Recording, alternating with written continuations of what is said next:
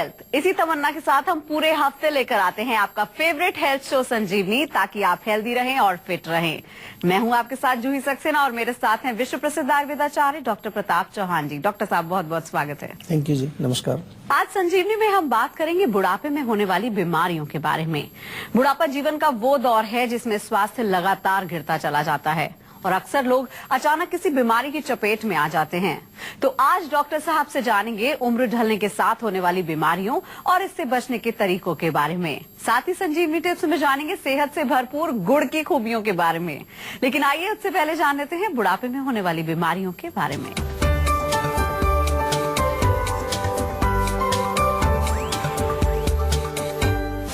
जोड़ों का दर्द, हार्ट प्रॉब्लम, आंखों की परेशानी, डिप्रेशन।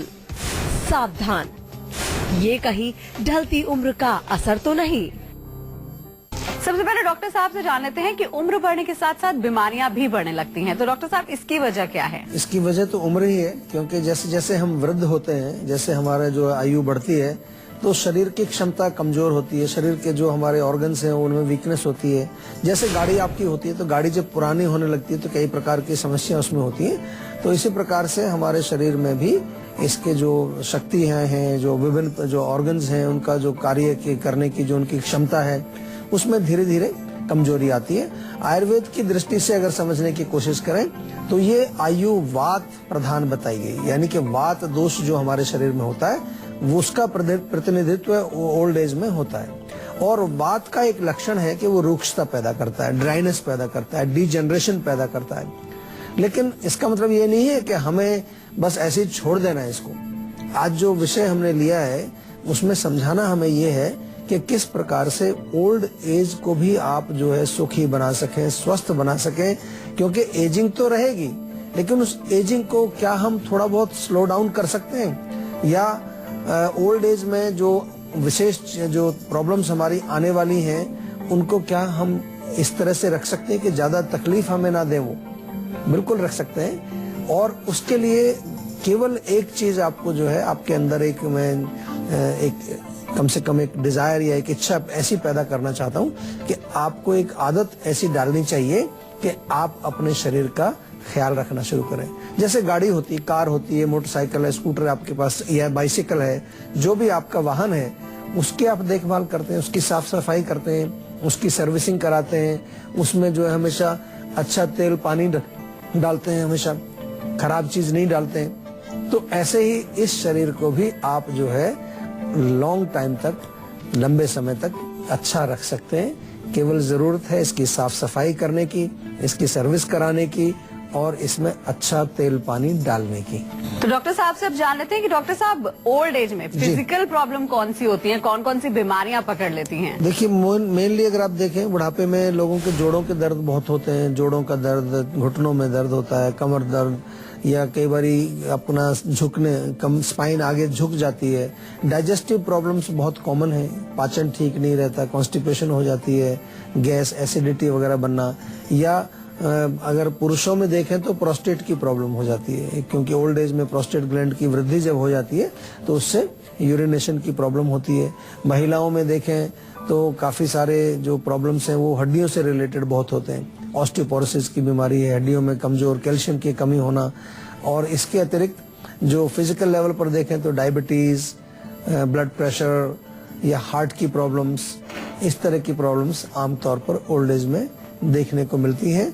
पाचन से रिलेटेड, सर्कुलेशन से रिलेटेड और नर्वस सिस्टम जो हमारा होता है उसमें भी अनेक प्रकार के रोग ओल्ड एज में देखने को मिलते हैं। तो ओल्ड एज में डॉक्टर साहब फिजिकल प्रॉब्लम तो होती है, लेकिन इसके अलावा कौन कौन सी बीमारियां या परेशानियां हमको सबसे ज्यादा उससे जूझना पड़ता है? आजकल जो हम देख रहे हैं कि ओल्ड एज में एक मेन प्रॉब्लम होती है इमोशनल प्रॉब्लम, जो है अकेलापन जो है ओल्ड एज में लोग फील करते हैं। आजकल जैसा हमारा जो लाइफस्टाइल हो गया है, या जिस प्रकार से काम करने के लिए बच्चे या अपने ग्रैंड चिल्ड्रन पढ़ने के लिए बाहर चले जाते हैं, बच्चे भी बाहर चले जाते हैं, तो बुढ़ापे में लोग अकेले ही रह जाते हैं। तो ये एक मेन प्रॉब्लम है। फिजिकल प्रॉब्लम्स तो होती हैं, शारीरिक प्रॉब्लम तो उनकी है ही, लेकिन शारीरिक के साथ साथ जो है मानसिक प्रॉब्लम्स बहुत हैं। और उसमें सबसे बड़ी प्रॉब्लम है उनका लोनलीनेस, अकेलापन। इसके अलावा डिप्रेशन, फियर बहुत बड़ा रहता है, एक डर रहता है कि भाई बुढ़ापा आ रहा है, मृत्यु नजदीक आ रही है, तो एक तरह का डर जो है अंदर रहता है और उस डर को लेकर के भी कई तरह की समस्याएं, थोड़ा भूलने की जो है अपनी जो मेमोरी पावर है जो वो कमजोर हो जाती है, हमारी बुद्धि एनालाइजेशन करना या जो शारीरिक अंग प्रत्यंग भी हैं हमारे वो कमजोर होने लगते हैं, जोड़ों का दर्द, अनेक प्रकार के कई ऐसे रोग हैं जो शारीरिक हैं, लेकिन इसके अलावा आपने पूछा कि फिजिकल से अलावा और क्या क्या होता है, तो उसमें मुख्य रूप से मानसिक विकार और इमोशनल प्रॉब्लम्स बहुत ज्यादा होती हैं। और अब बारी आती है आज की संजीवनी की, जिसमें डॉक्टर साहब से जानते हैं कि किसी भी तरह की प्रॉब्लम या फिर फिजिकल प्रॉब्लम से बचने के लिए बुजुर्गों को डाइट में क्या लेना चाहिए। तो डॉक्टर साहब, स्वस्थ रहने के लिए क्या खाना चाहिए और क्या नहीं खाना चाहिए? डाइट देखिए, जैसे मैंने कहा कि वात प्रधान है, एज जो है ओल्ड एज, उसमें वायु का जो है प्रतिनिधित्व या वायु की अधिकता हमारे शरीर में होती है, तो वायु के जो गुण वाली चीजें उनको नहीं खाना, यानी कि जो बादी वाली चीजें उनका सेवन नहीं करना चाहिए। उड़द की दाल है, राजमा है, छोले है, गोभी है, या जो है जो ऐसी चीजें हैं जिनसे वात दोष की वृद्धि होती है, जैसे ठंडा पानी है, आइसक्रीम है, रूखी सूखी चीजें हैं, कुछ पापड़ है जैसे, या कोई सूखी चीज है, सूखी सब्जियां भी ज्यादा नहीं खानी चाहिए। रसेदार लिक्विड फॉर्म में सूप टाइप की चीजें ज्यादा सेवन करें। और अगर पाचन आपका अच्छा है तो एक बहुत बढ़िया चीज है, थोड़ा सा घी डाल करके आप खाएं और मालिश वगैरह जरूर करें, उससे भी आपके शरीर में काफी वायु जो है शांत रहती है और शरीर अच्छी तरह से चलता रहता है। ओल्ड एज में अपने आप को फिट रखने के लिए एक्सरसाइज कर सकते हैं ताकि ये परेशानी ना हो। इसके लिए डॉक्टर साहब किन किन बातों का ध्यान रखना हमें जरूरी है? एक्सरसाइज करते समय देखिए, क्योंकि शक्ति उतनी नहीं होती है शरीर में, जो है कमजोरी है, वीकनेस है। कई बार लोग सोचते हैं कि पहले तो मैं 6 किलोमीटर की वॉक करता था, अभी तो मैं 1 किलोमीटर नहीं चल पाता हूँ। तो अपनी शक्ति के अनुसार ही आपको व्यायाम करना है। धीरे धीरे जैसे जैसे हमारी एज बढ़ती है तो हमारी शारीरिक शक्ति भी कमजोर होती है। तो आप जो है थोड़ी बहुत वॉकिंग करें, जितना आप कर सकते हैं आसानी से। उसके अलावा आपको क्या करना है, स्ट्रेचिंग, बॉडी के जो जॉइंट्स हैं उनकी रोटेशन करें। थोड़ा कुछ योग के पोस्चर्स, योग आसन जो होते हैं उनको आप सीख सकते हैं, और प्राणायाम भी आपको बहुत लाभ करेगा। तो व्यायाम के रूप में आपको बहुत हेक्टिक एक्सरसाइज नहीं करनी है, बहुत ज्यादा जो है आपको ओवर एक्सर्शन शरीर को नहीं चाहिए। आपको केवल चाहिए जो आपके शरीर को आसानी से उसमें ब्लड सर्कुलेशन अच्छा रहे, टॉक्सिन्स बाहर निकल जाएं, थोड़ा बहुत जो है आपका हार्ट रेट बढ़ जाए, जाके एक्सरसाइज आपके हृदय की हो जाए, इतना ही काफी है। एक कॉलर हमारे साथ जुड़ गई है, रजनी है मेघालय से। क्या जानना चाहती हैं आप? जी, मुझे ये पूछना था, एक्चुअली मुझे ना अपने सर में हाफ में बहुत तेज पेन होती है। अच्छा, पूरे सर में नहीं होता है? जी नहीं, ओनली हाफ में। अच्छा, और ये किस चीज से होता है दर्द? आपने देखा है कोई खाने पीने से होता है नहीं, या किसी मौसम में होता है, या ऐसा कुछ भी नहीं है, बस मुझे कभी भी एनी टाइम ये दर्द होने लगता है अपने आप ही। अच्छा, तो फिर कितनी देर तक रहता है दर्द? ये काफी देर तक रहता है। मैं दवाइयाँ भी इतनी खाती हूँ उसके टाइम पे, बट होता ही नहीं है। मतलब टैबलेट आपको लेनी पड़ती है उसके लिए? हाँ जी। कुछ उल्टी आने को होती है उस समय? उल्टी आती है? हाँ जी, उल्टी आने को मुझे होती है। अच्छा। देखिए, अगर आप डॉक्टर के पास जाएंगे तो शायद डॉक्टर ने बताया भी होगा, उसको माइग्रेन बोलते हैं। माइग्रेन में आधा सीसी दर्द इसको हिंदी में हम कहते हैं। तो इसमें आमतौर पर जो है हम पेन किलर ले लेते हैं, या कोई दर्द की गोली लेते हैं, सिर दर्द की गोली ले लेते हैं, माइग्रेन की टेबलेट ले लेते हैं। लेकिन हम लोग कभी भी कोशिश नहीं करते ये जानने की कि माइग्रेन हमें हुआ क्यों है। जब तक आप रूट कॉज को नहीं समझेंगे, रूट कॉज को ढूंढने का प्रयास नहीं करेंगे, जानने का प्रयास नहीं करेंगे, आपका रोग जड़ से नहीं जाएगा। और जो औषधि आप खा रहे हैं, दवाइयां जो खाते रहते हैं आप, सिम्टम्स को, लक्षणों को बैलेंस करने के लिए, लक्षणों को नष्ट करने के लिए, वो ठीक है, अच्छा है, उसमें कोई प्रॉब्लम नहीं है, आप उसको ले सकते हैं। लेकिन आपको अगर परमानेंट रिलीफ चाहिए तो आपको आयुर्वेद में ही आना पड़ेगा। और माइग्रेन के तो बहुत अच्छे रिजल्ट्स हमारे पास हैं। बहुत सारे पेशेंट्स हैं जो पुराना माइग्रेन लेकर के आते हैं। आप हमारी क्लिनिक पर जाइए, किसी भी क्लिनिक पर आप चले जाइए, या हमारे जो फोन नंबर है उस पर फोन करके भी आप हमारे डॉक्टर से बातचीत करके औषधि अपने घर मंगा सकते हैं। ये थोड़ा सा आप कोशिश करिए, आयुर्वेद को ट्राई करिए। मुझे उम्मीद है कि 3-4 महीने में आपको काफी रिलीफ मिलेगा। इतना जल्दी आराम नहीं आता, क्योंकि ये रोग बड़े मुश्किल हैं। मुश्किल रोगों में टाइम बहुत, और टाइम को जो है आजकल लोग जो है टाइम किसी के पास है नहीं, छोड़ के चले जाते हैं जल्दी। मैं आपको बार बार कहता हूं कि आपका अगर क्रॉनिक रोग है, पुराना हो गया, 4-6 साल पुराना रोग है और आयुर्वेदिक चिकित्सा आप करा रहे हैं, तो कम से कम 4-6 महीना दवाई जरूर टिक करके खाइए, रेगुलर खाइए, परहेज के साथ खाइए, तभी आपका रोग जाएगा। अन्यथा तो आप जो है केवल अपना पैसा भी खराब करेंगे, अपना टाइम भी खराब करेंगे, रिलीफ नहीं आएगा। और इसमें हमें नुकसान क्या होता है कि फिर आप ये ऐसा सोचने लगेंगे कि आयुर्वेद काम नहीं करता है। इसीलिए मैं ऐसी छोटी छोटी चीजें भी आपको समझाता हूँ कि किस प्रकार से आयुर्वेद की चिकित्सा होती है, किस प्रकार से उसके रिजल्ट्स आते हैं, कौन सी रोग में कैसे रिजल्ट आते हैं, कितनी जल्दी रिजल्ट आते हैं, ये सारी चीजें मैं आपको बताता हूँ। और माइग्रेन जिसको हो उसको कम से कम 1-1.5 साल दवाई खानी पड़ती है लगातार, लेकिन पहले 3-4 महीने में कुछ ना कुछ उसको रिजल्ट दिखने लगता है। एक और कॉलर हमारे साथ जुड़ गए हैं, मनोज हैं उत्तर प्रदेश से। क्या जानना चाहते हैं आप? नमस्कार डॉक्टर साहब। नमस्कार जी, आपको डॉक्टर साहब एक्चुअली जो है मुझे काफी टाइम से लॉन्ग पीरियड से जो है खांसी है, गले में थोड़ा ऐसा लगता है कि जैसे कुछ चल रहा है। अच्छा। और जैसे रुक रुक के खांसी, मतलब खांसी होनी तो चाह रही है, बट क्या कहते हैं खुल के हो नहीं पा रही, जैसे मतलब हल्की फुल्की खांसी रहती है, ऐसी इस टाइप में हो रहा है। अच्छा, बलगम निकलता है कुछ या नहीं? हाँ जी, बलगम निकलता है। अच्छा, देखो खांसी पुरानी होना कई चीजों का संकेत है। हमेशा हमें आजकल ध्यान रखना चाहिए। प्रॉब्लम क्या होती है कि हमारे यहाँ अभी भी जो है बहुत ज्यादा हम हेल्थ के प्रति कॉन्शियस नहीं है। लंबी खांसी, पुरानी खांसी ट्यूबरकुलोसिस का भी लक्षण हो सकता है। लंबी खांसी पुरानी, आपके लंग्स कमजोर हैं, उसका भी लक्षण हो सकता है। लंग्स में कोई चीज जमा हो गई है, अंदर जो है कुछ चीज सूख गई है, बलगम सूख गया है, उसका कारण हो सकता है।